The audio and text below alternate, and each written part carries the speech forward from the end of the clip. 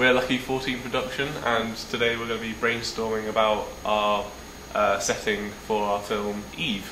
So where we're going to locate it and what settings we're going to use to film. The opening shot we have in mind is a close-up of a man's face, and I want to do that in black and white. I think we agree on that. Yeah. And so we probably just need a dark, isolated room to make sure that we can get a good black and white contrast. So we're thinking maybe the television studio. That'll take the element of smoke that we want out. So it will probably be somewhere outside of school. Yeah. Which is a small dark room, maybe a shed. Yeah. Yeah. Something quite unusual. Yeah, we don't really want to use modern buildings, do we? Old, maybe. Yeah. We want to use it like be it in the modern day, and so we'll show that through like their clothing and what they say. But we kind of want to use like old buildings. Yeah. And because we're going to use the studio, it means that if something ever goes wrong, we can just come back to it. Yeah, it's quite exactly. an accessible area. And it has really good resources for the lighting, which is, I think, is quite essential to black and white filming. Yeah.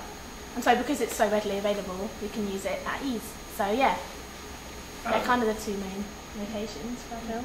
Yeah, and we also have the flashback sequence after the close-up.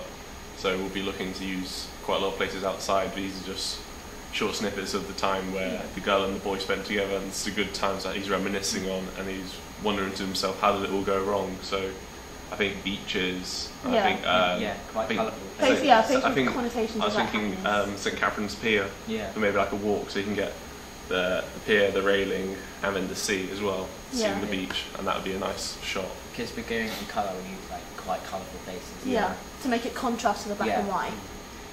So we can make the black and white seem like the sad part, and the colour, like just show how different the memories were to the.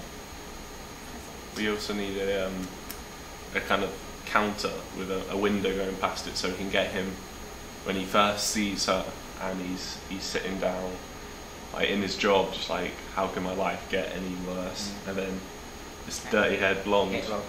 She appears. He and changes his life. Hair, and then it's just like. Yeah. And what we want to make the audience question is whether she changes his life for the better or the worse. Yes.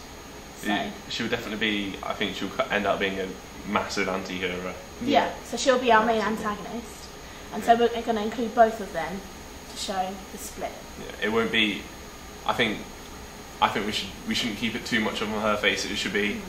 If it was any shot, it would be like maybe his full face and maybe half of hers, or maybe or just a bit of hair. Like little features of her. Like mystery. Exactly. Because we don't, so that they want to. I don't particularly want to show her face at all. Because I reckon if we keep it like her, like the audience unknown, they'll be attracted to see what is her. Who is she? What's her deal? What's her story? Why is she doing this to this boy who seemed perfectly normal and perfectly happy? Yeah. Well, not happy at the beginning, but since she changed her life, why is she doing this to him? So that's where we want to film it and what we want to aim to achieve. So yeah, bye. Bye.